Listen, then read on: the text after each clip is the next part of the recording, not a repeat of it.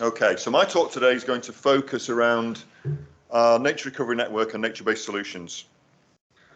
I'm going to try this, but I think we're on the guy at the back. We are. A little bit about the whole of the Wildlife Trust's movement and federation. So us and Alderney Wildlife Trust, we are independent charities, but we're part of the wider Wildlife Trust Federation. So there's 46 of us. We're the only two that are not in the United Kingdom, which gives us quite a nice place.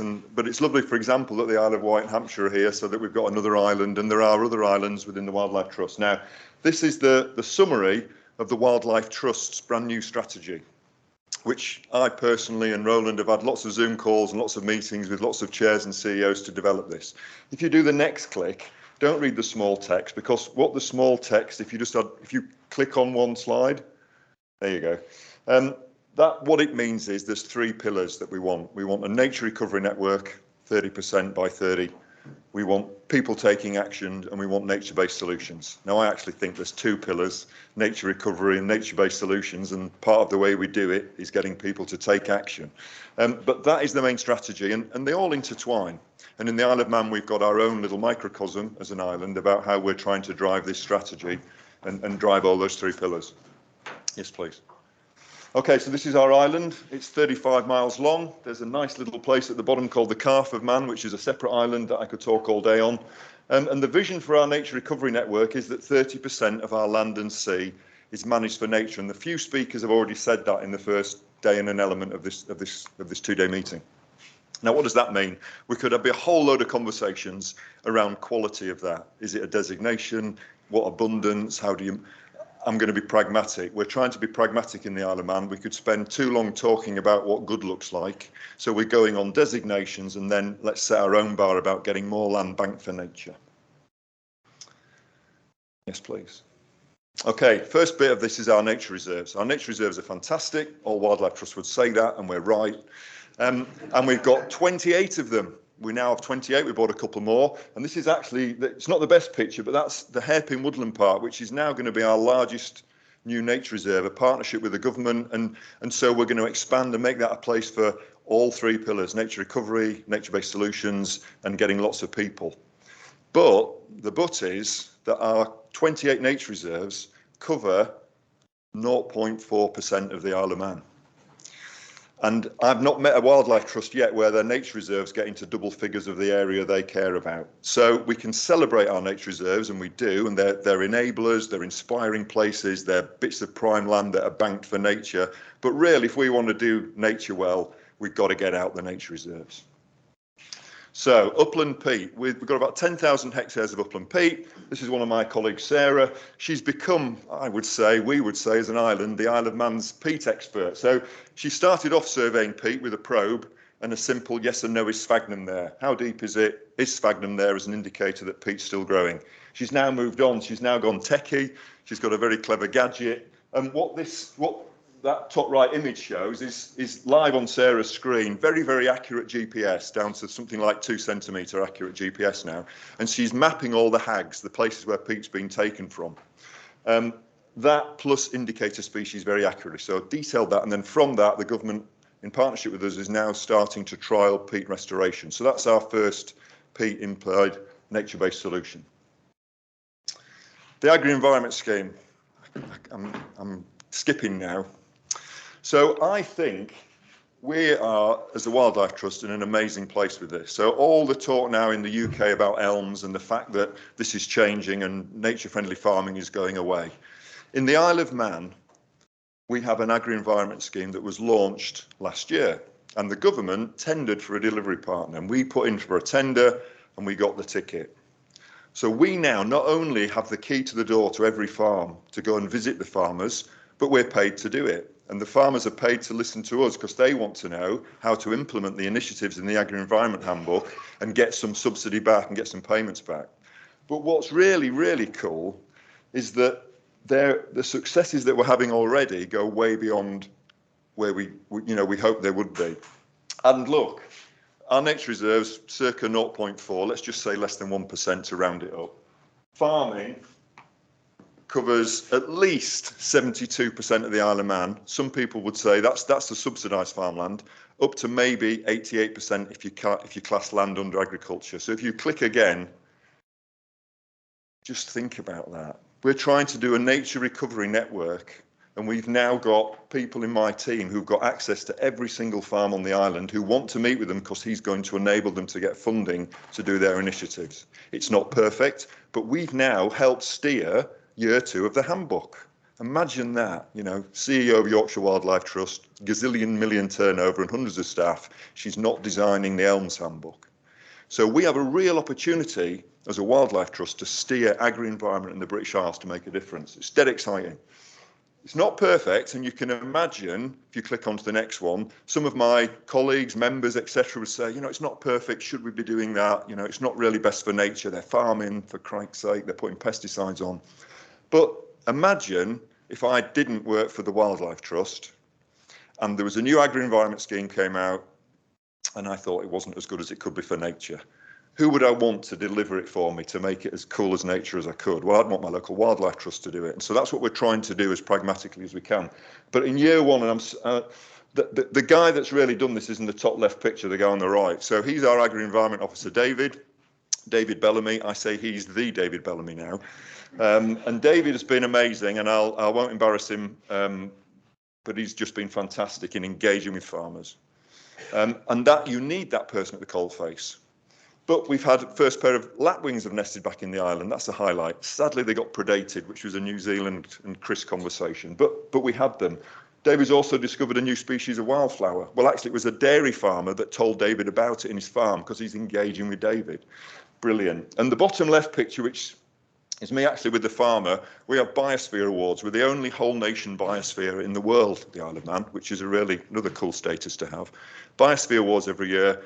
I submitted the whole of the farming community to win the Environment Award, and we got it. So the whole of the farming community has been given a pat on the back for what we're doing with agri-environment. So that's a bit about agriculture, but just think for a minute, 72 to 88% of the island, and we've got the key to get in. So one of the things that's really top of my list now is how do we get more Davids, how do we get more agri-environment officers to go in and have those conversations with farmers to help them do it better. We're also working with developers. I'm going to showcase Hartford Homes, and Hartford Homes now are working with us on biodiversity net gain in the island. It's not mandatory in the Isle of Man. They're trailblazing. They see the train coming. It's not a perfect world, but they're doing that. And they're also bringing us in for pre-mandated consultancy. So we're at the drawing board with them now around developing designs before they're told to go and get ecological consultancy, which again is another, you know, we're not over the line yet, but it's another nudge forward in terms of a nature recovery network. I've got to talk about eelgrass because I love diving, and I've gone snorkeling here while I've been here, and Charlotte's here, and so I'm going to mention eelgrass, and Liz is here, who came with us. So we've now got a Manx eelgrass group, and we found a coordinator, a volunteer, Liz, this guy. So Richard is now our volunteer seagrass champion. He's actually got a PhD in nuclear physics, so we trust his data collection. His brain's far bigger than mine, and he's grasped onto this as a volunteer to lead this. We've got backing from KPMG, and we're going to try and help working with the government who've got a wider blue carbon project. So they've got PhDs, Swansea University, other people are involved, but we're doing the seagrass, if you like, the fun bit. So that's happening. And what we're doing in that in terms of blue carbon or seagrass, yes, please, is 3 things. One is biodiversity. The top left picture is a group top shell, Jujubinus striatus. That's my picture taken on a site where it was actually found through a sea search diver some years ago. We've now found it in more sites. We've found more seagrass beds this year in Derby Haven Bay. The right-hand one is we're tracking it, we're finding the seagrass beds. Now, that's nice to do. Well, how is that useful? Well, we have a plan that we may want to restore it or enhance that. Before we can do that, as an ex-nurseryman, before you start growing plants, you have to know what your production target is. And we've got to get the seagrass surveying done before we can come up with a sensible production figure for seagrass that we might need. But we have done a restoration project as a trial, as a small trial. It's still there, and we translocated actual plants from one site to another to a site where we knew seagrass used to be 150 years ago. So we've dipped our toe in the water. So there's lots going on seagrass. This is very cool. Now, the people may have this. It's a screenshot of the Isle of Man government's environment map. please Google it. Not right now, but please Google Isle of Man Government Environment Map. It's fantastic. And again, David Bellamy and my team took me about 3 goes to get me to look at this, and I should have looked the first time. So this is a layered ArcGIS map. It's available. So for example, now we've added in a layer of our nature reserves. It's extremely fine granularity. All the different environment layers are in there. So in terms of monitoring and measuring your nature recovery network, we can now filter ASSIs, nature reserves, national nature reserves, registered sites, wildlife sites, and we can just bank them, and it gives us a percentage of where we are in terms of designations in the island. Now there is that quality element, but the tool exists for us to do that. And frankly, as long as we're transparent in what we're putting in our total, I'll leave wiser ecologists than me to debate whether they should be in the total, but at least we can measure success. Now, beyond that, in terms of measuring success, this is a screen grab of a very, very early days app. So we pitched into the government and the Biosphere team about how do we get people to add their bit. I've got a really good mate and said to me that, if you want to make a difference, buy a bit of land, get a spade and dig in. And there's lots of people like that, I suspect, in lots of islands. And we want to enable them to feel that they're part of the solution. So this is maybe this community project. So we thought we need an app for this. If I'm wildlife gardening or I've not mowed my meadow or I'm not cutting my hedge, what can I do? Well, we've created an app now. It's very similar to another app that was created by another wildlife trust. But we've done it, it's in draft, the government are backing it, and the plan is then that through our Team Wilder project, through our community engagement, we'll encourage people to do their bit for nature, be it a school field or a park or someone's equine meadow. If they do certain things, and we won't be too prescriptive because there's no funding attached, but if they tick the box, they can bank it, and then that will get added as a layer ultimately into our environment map. So that's a way that we're going to try and get people to help to their island nature recovery network. Those as old as me will remember Blue Peter. And there's a light bit of competition. People say about competition with people's who's found bat species in the garden. Well, we have a lot of parishes in the Isle of Man. Imagine if we can try and stimulate a bit of competition between them about how much of your parish is part of the island's layer for nature recovery. So that's just a vision at the moment, but we're going to see if we can't encourage a little bit of friendly competition between the parishes to stimulate people. I'm nearly done. This is actually a slide that leads into the workshop this afternoon. So Jonathan's here from KPMG. That's me with Simon Nicholas. And Simon Nicholas is the guy that heads up KPMG. And I'm going to take a stock because I want this to sink in. He heads up KPMG's ESG across all the Crown dependencies, several UCOTs, and several other small islands. And he's telling me that there's never been a moment like there is now for us to get dosh from them and their customers, if we do it right.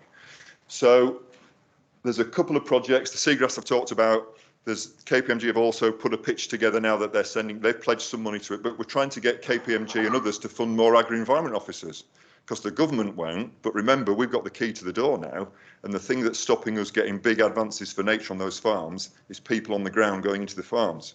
So if I can fund more, better than that, I can then get them to focus on exactly the initiatives we want them to focus on without the government saying, well, you should be doing that, because we'll have independent, but with the key to go in. So that's going really well. So please, if you're interested in this ESG, combining joint funding bids, come along to the workshop later. Last slide. There is a real opportunity, we think, for small islands to be microcosms of excellence in terms of a nature recovery network and nature-based solutions, because we're defined, aren't we? We're finite. So whether that's Alderney or Guernsey or Jersey or the Channel Islands together or the small islands, including the island in the Channel of the Isle of Wight, I don't know how far you start gluing the dots together. I can see people from UK Overseas Territories Conservation Forum are online. That's another group that links the Crown dependencies to the UCOTs. And again, there's a conversation there about joining up. So the vision of that turned into something where we got more than 30% banked with lots of people helping us is a good one, and we're nudging along the path. I think that's me. Thank you.